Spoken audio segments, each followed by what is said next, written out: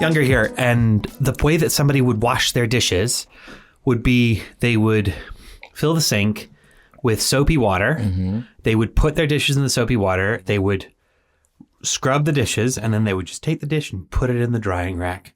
They wouldn't rinse them. This is a very first world problem. No. I'm just saying that's weird, right? I mean, it's not that weird. Why? I'm not a rinser. But then you have soap on your dishes. Yeah, it comes off. Well, how? Adds flavour. What do you mean it drips? It drips off. The soap will drip off. The soap does not drip off. It stays on the thing. I mean, I rinse too, but I also don't think it's that big of a deal if you don't. I'm so sorry. This is just a you thing.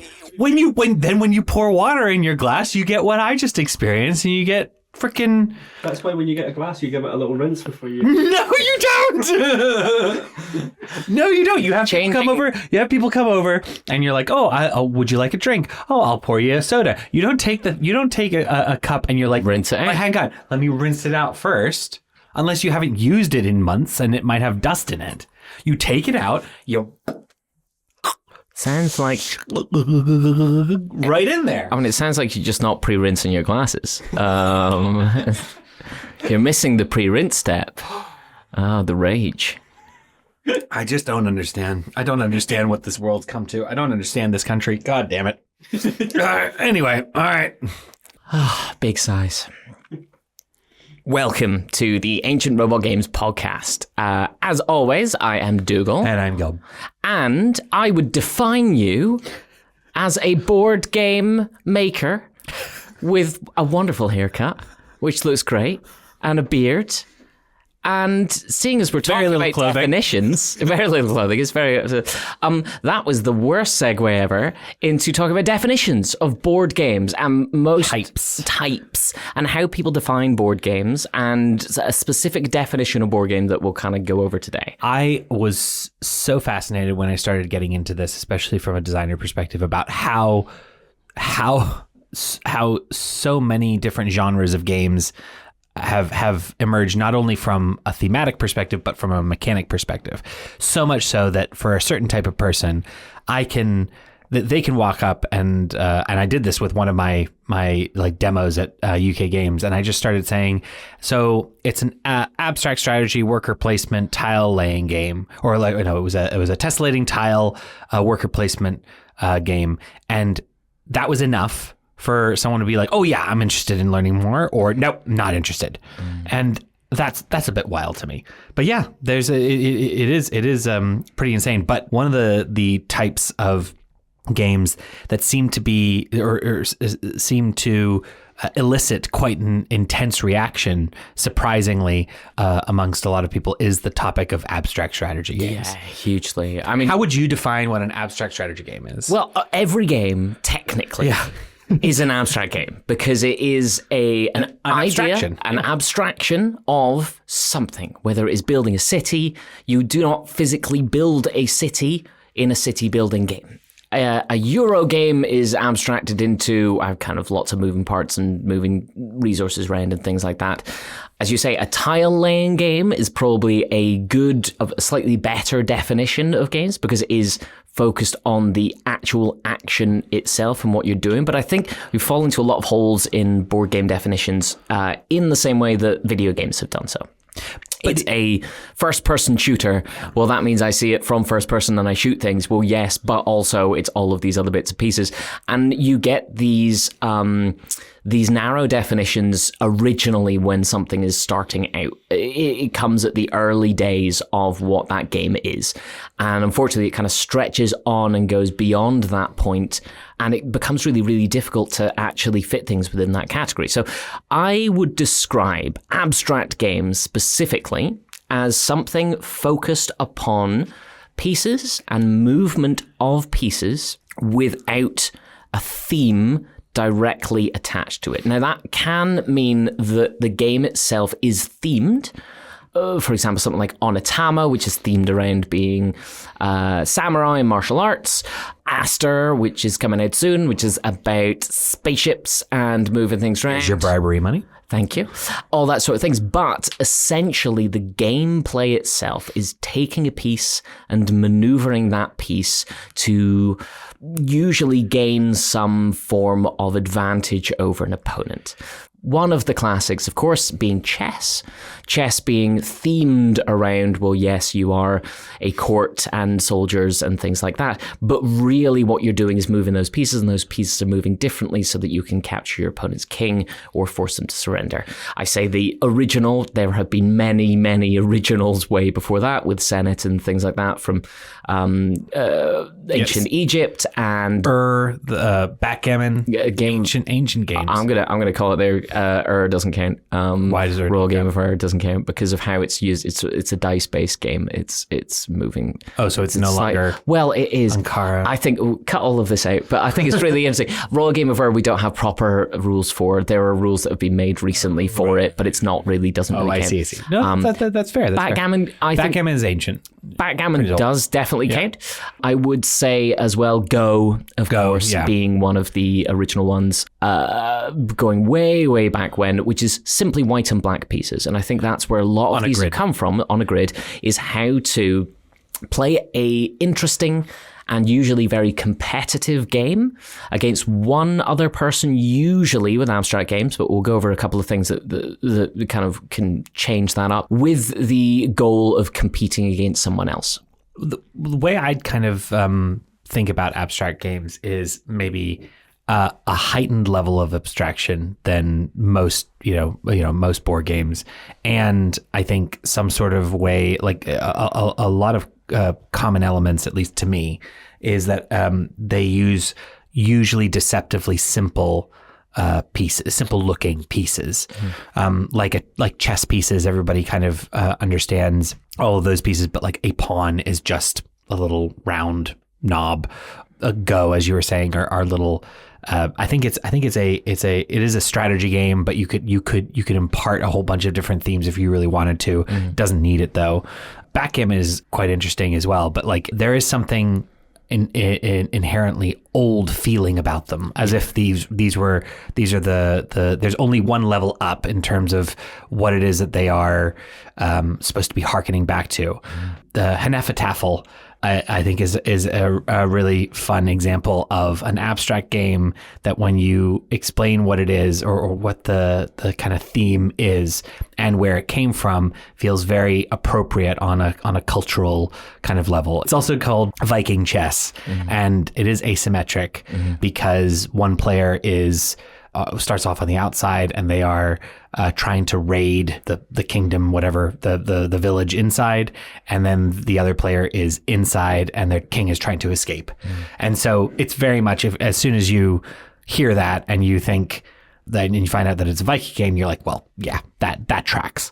I feel like an abstract game or an abstract strategy game, there needs to be some sort of oversimplicity involved. Maybe that's not fair, but the thing that abstract games often have is it's the easy to learn, difficult to master thing, which I know a lot of games talk about in that way, but usually it means pieces can only do 1, 2, possibly 3 things each piece, and therefore it's really easy to learn what the rules are for those. You go back even further for things like Nine Men's Morris, as you're saying, Hnefatafl. I can never say it properly, which do have that thing of, okay, this, you can place this piece here.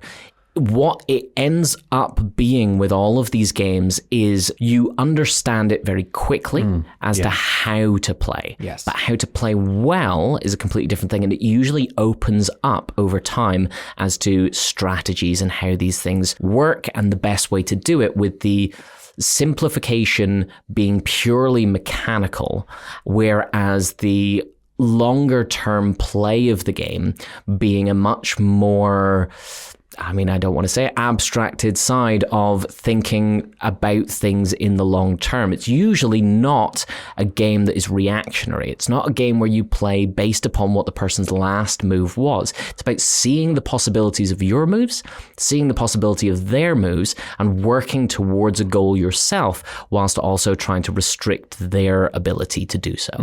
It also often, as you were saying, that a piece is only going to be doing 1 or 2 things. And you'll find that with abstract strategy games, you don't have a lot of multi-mechanic options at play. You're not going to have an auction if you wander over here, and then a worker placement over there, and you're just not going to have as much theme connected intricacy. Maybe that's the other point about abstract strategy games. Theme isn't usually required. Like you could have like a chess piece or a chess set could look very different, and all the pieces could look very different. But if you know which ones they are, that you don't really need a huge amount of, like Go. Actually, Go is a really good example. There's certain elegance in just how it looks. There doesn't need to be a theme at all. Yeah, I think that's actually what turns a lot of people off abstract games. Yeah. Not only is this kind of like mentality of, well, this is really old and this is just for people who are just sitting down and being quiet against each other, but also it's I'm just moving pieces around. Yeah. That's it. Yeah. I would rather play a game where I'm a wizard and wandering around the place and things like that. How dare you? How dare you?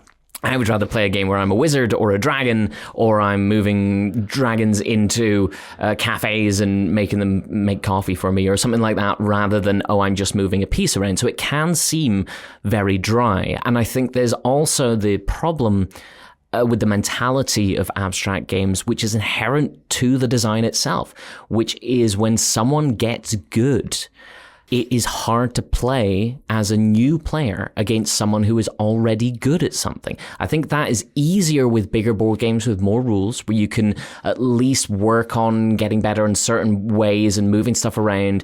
But often if you play against a chess grandmaster as a brand new player, well, you're definitely not going to win. And with the inherent competitive nature that is in abstract games, that is often detraction from wanting to get better.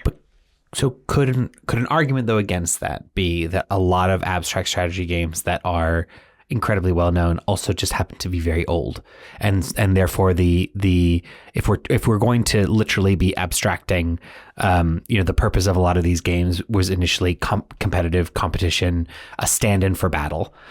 So it does make sense that, well, if you're really good at chess and the other person isn't as good as chess, well, you should have an advantage, versus newer abstract strategy games that could be a little bit more engaging, a little bit more rubber band, or at least a little bit giving different players opportunities for small wins. I mean, or do you think that even modern abstract strategy games, as a fundamental aspect of them, is that they kind of need to be inherently competitive like that?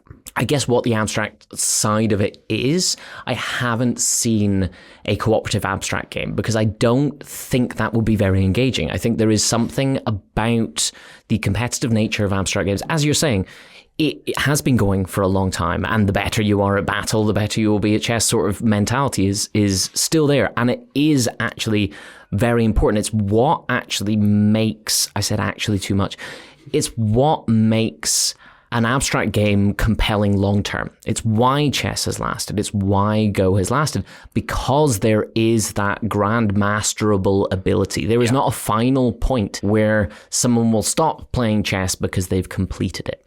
You will always get better and grow better. And because of these abstract nature of the pieces and the ease of learning, it allows them to spread throughout the world in a way that very few other games can do.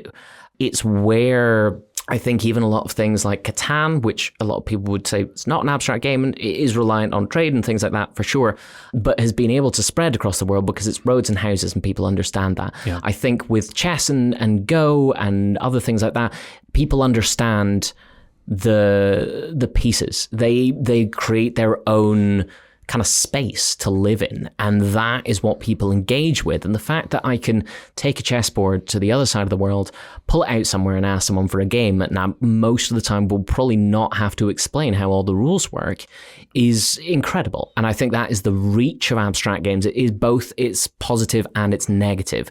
The dryness of it, the simplicity of learning has caused a lot of people to back away from it if they are into board games, but also means that anyone can do it, and the people who do it can then learn even more and can get to an ability at least to feel very competitive with it and be able to show that. And I think that's is something that's inherent to abstract games, is the competitive nature of it, for sure. I quite like abstract strategy games. I think yeah.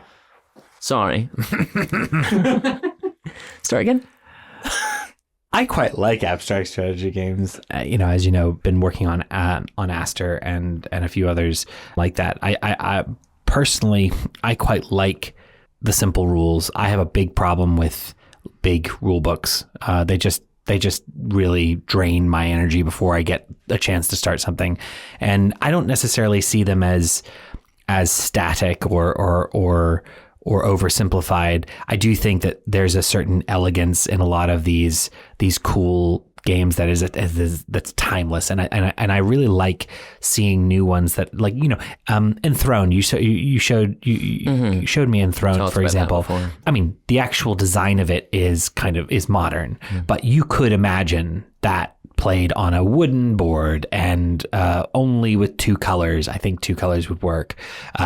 And the pieces are also, like, they're elaborate, but they're elaborate in an oldie worldy style that could mean that they could be simplified. And there's just something really nice about that, like, timeless aspect to, I think, a lot of really nice abstract strategy games that I don't see as often with other board games. And maybe it's just with just me, but if you had a really nice Go set, that could be out, like literally all the pieces out, sitting in your house, and it would look like some sort of cool, timeless piece of art. Whereas, I don't think I'm going to have a Ticket to Ride sitting out as a pride of place in my living room, right? So I do think there's some, like, there's this minimalist, timeless element that I always associate with it.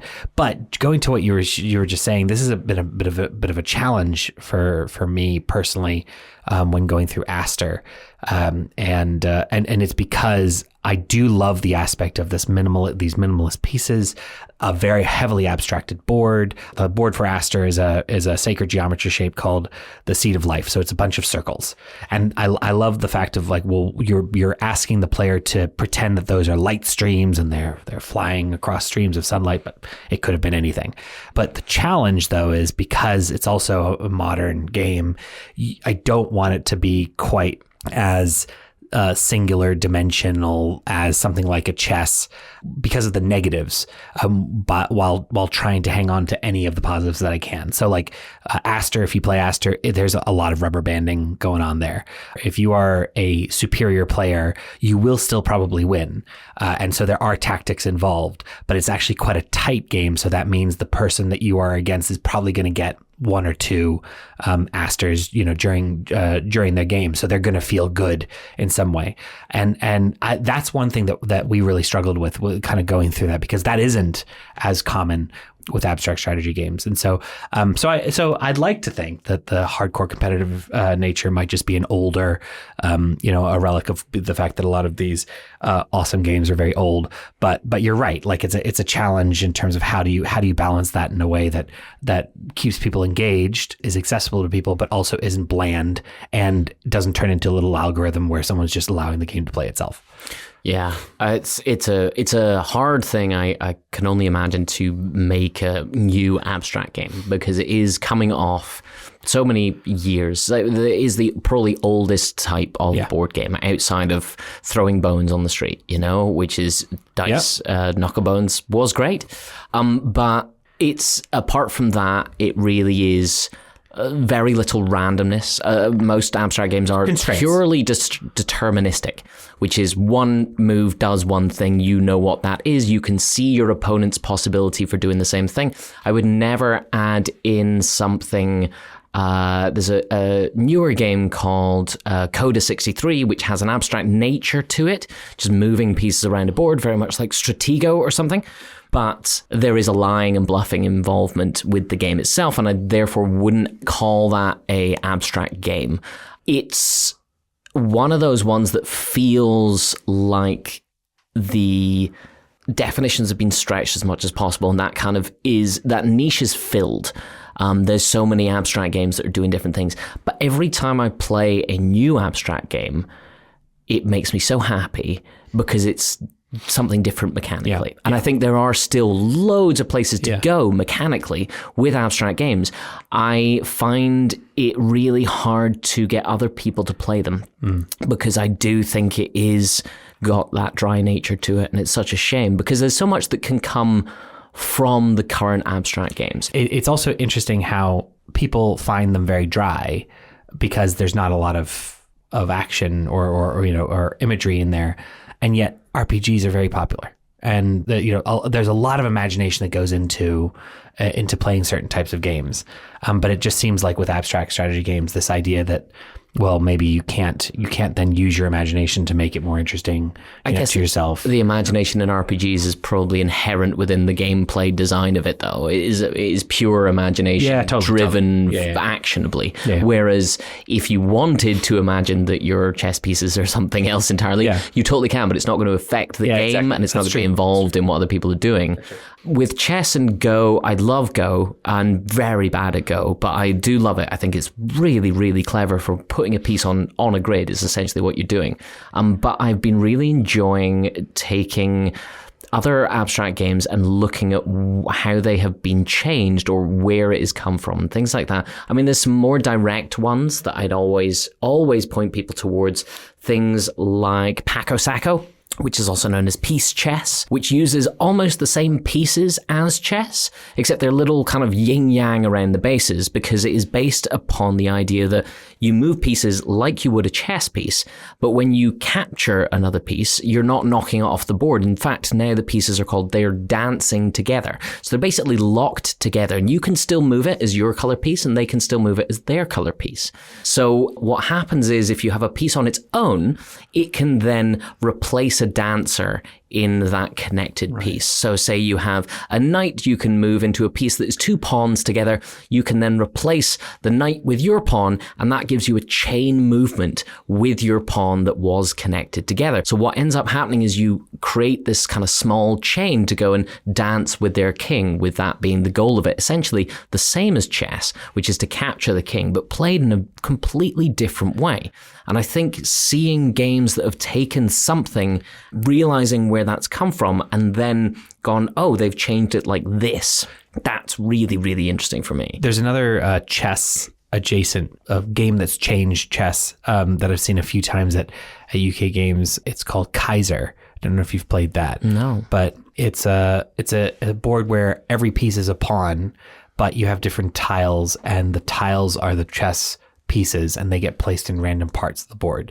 So your pawn goes onto a tile. That tile is a knight, and so then that piece is a knight for that next move.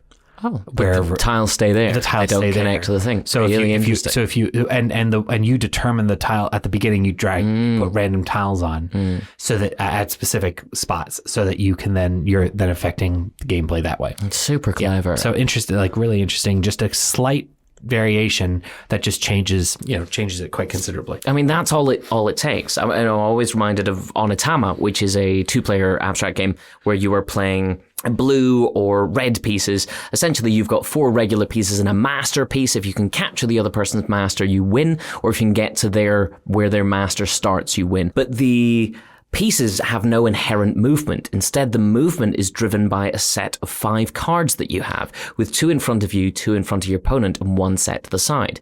And whenever you use a card to move a piece in that direction, which might be a zigzag focus, it might move 2 steps forward, you then have to swap that card with the one in the middle, which means you're aware of what movements are going to be available to you next turn, but you're also aware of when you use that action, the card that you are then playing in the middle is going to be available for your opponent to use, not this current turn, but the turn after. So what it does is separate the regular chess movements from the pieces themselves. And because of that, any piece can move in any of these ways, but it has the same chess-like mentality of being aware of what your opponent can do, being aware of what you can do, and trying to set things up long-term based upon incomplete information of what your opponent is actually going to do. So I've always been a big fan of that. Plays very, very... It has the same mental feel as chess, but takes a lot less time and has no prerequisite for learning how the pieces work because it's all there visually in front of you. I find even going back to older games, things like Connect 4, not a big fan of anymore as much, but still enjoy kind of what it's doing. It still plays really well. I think Goblet is one that took over from that a little bit for me, which has a Connect 4 style thing where you play on a flat board instead. You're trying to get 4 of your pieces in a row. But what's really interesting is that the pieces are different sized and almost Russian doll up.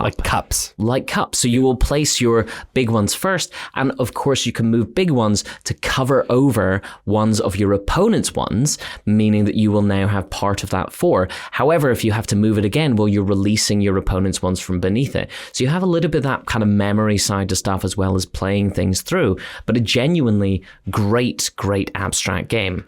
And there's a few things I'd always mention when it comes to abstract, which is ones that really kind of throw out everything that you would think you knew about what an abstract game needs to be. Yeah, you showed me this one called Polarity that was fascinating. It is absolutely incredible. It uses black and white pieces.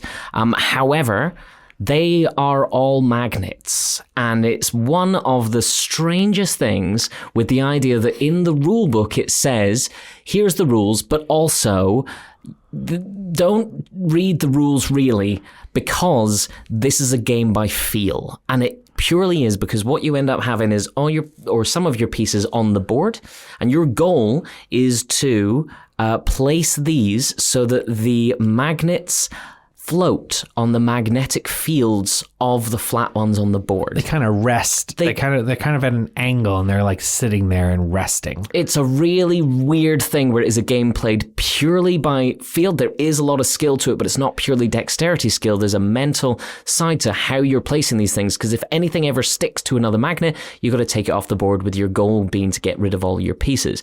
It is so clever because it is a game that you can plan as much as you want, but the feel of how to play these pieces and how magnetic fields rest against each other sounds like absolute insanity, but is actually incredibly clever and becomes a very, very focused game of abstract placement, despite being purely magnets. It's an evolution of like magnet chess.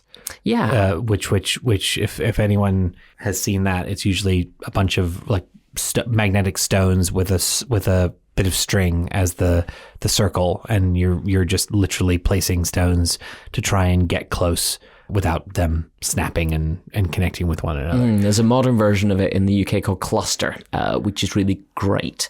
A lot of abstract stuff can get tied into this thing of what it is, you know? It is aggressive combat, 1 versus 1. And I think there are so many other things showing that it's not just that. Things like Ominos by Yay Games, who is local British game creators as well, which allows abstract game to be played for a lot more people. I think it is 4, possibly even 6 people that you can play with, which has the pieces themselves being dice. So you roll the dice, and depending on the symbol that comes up, depends on the piece that you can move. You'll put that dice on the board and then move it around, trying to essentially kind of capture different things. It is fantastic. In fact, Aster also has a 3-player version that I think is really, really great. A lot of these things have other ways to play as well. A lot of these that we've been talking about are kind of grid-based as well, which has obviously come from chess and Go and things like that. But there are so many other ways to do this as well. I'd always mention Lacuna, which is a beautiful game of a whole bunch of flowers on a kind of black circle cloth. Comes in a cylinder. You know, it is a very different, striking game. Hugely. It has metal pieces that you play down on an imaginary line in between 2 flowers of the same color, and then you'll take those flowers to essentially score with. What this is purely the spatial side of an abstract game. All you're doing is placing pieces so that you can get flowers of a color, which again could be anything, but because they're flowers, it's beautiful and plays really well and very competitive. Obelisk is one spelt not like you think. It is Obelus.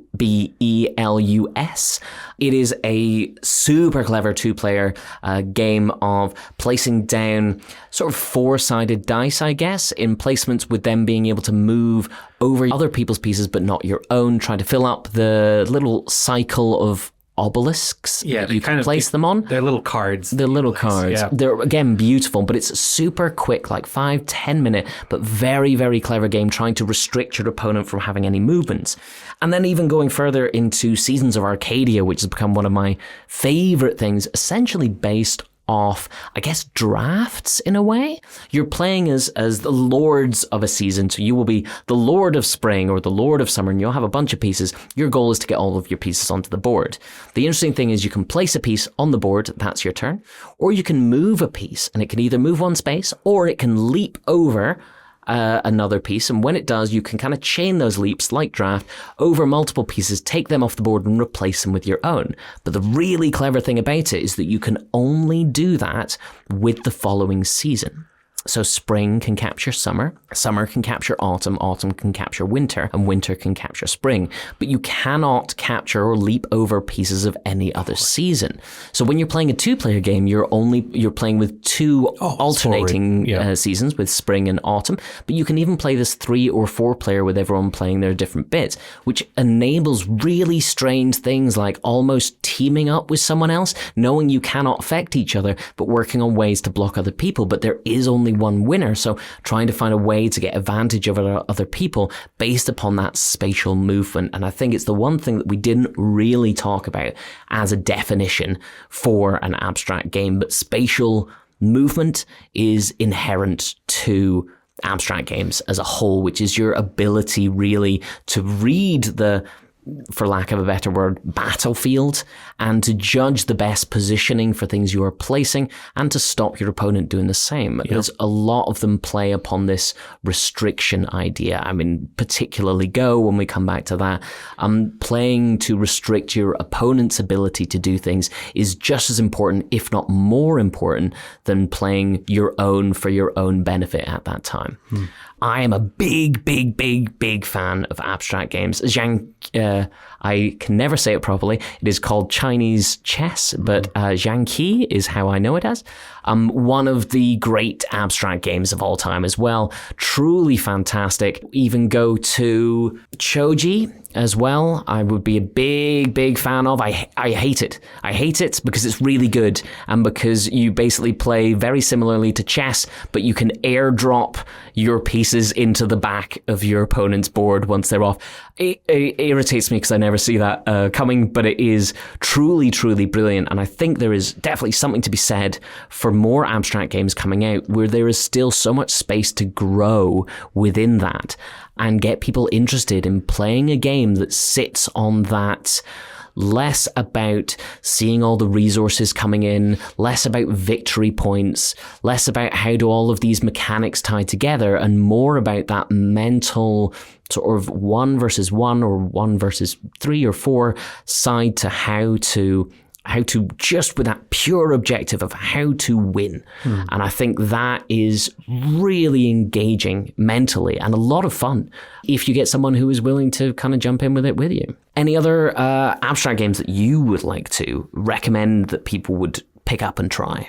I have to say, just like games that you see, or TAC, we haven't talked about TAC as an example, but there are a bunch of little abstract strategy games that you might look at and think, that looks deceptively simple, or that looks too simple. And the answer is yes, it is simple, but that doesn't mean it's not fun.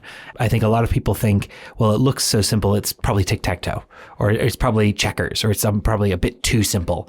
But you look at something like a checkers and a Go, they look very similar and they play incredibly differently. And you can get a lot out of some fun abstract strategy games. I would encourage people, when they're thinking about games in general, abstract strategy can fit into that Venn diagram of usually they're relatively short and they will tickle your brain enough that you want to try them differently next time. And I think that's a good thing. I think a good abstract strategy game should encourage you to want to play it again and you would benefit from repeat playing because you'll get to know it more. But the turnaround time between you getting proficiently better at a game is, measured in minutes rather than in, weeks waiting for another chance to play, with someone else. So, they're not externally deep, they are internally deep. It is not difficult to pick up, it is not difficult to try, it's not difficult to learn, but it is difficult to get good at, and it's a fun, interesting mental puzzle to do that. Yeah. And I would double down on TAK, that's TAK, a truly brilliant game that has come out from a book series in the weirdest way possible. It's a very interesting read online for it, but a brilliant strategy game that I will always play. Well, thank you very much for talking abstract stuff with me, Gelb. It is always a pleasure. I'm looking forward to your abstract game coming out, which we've maybe mentioned a couple of times during this episode. This episode has been sponsored by Aster. No, please give it a go if you can, but if you can't, then you're not looking for it hard enough. Clearly. Really, it's everywhere. Everyone should buy a copy. You can cut that out if you like. It's completely up to you, right? Thank you all for coming and joining our very dry abstract episode. We have abstracted ourselves as people. I don't know what that's meant to mean, but the words came out of my mouth. You're looking very smooth and hairless. So it's so I can slide out of here easier. Thank you all for spending any of your time whatsoever listening to me and Gelb ramble about games. As always, it's been a joy having you here.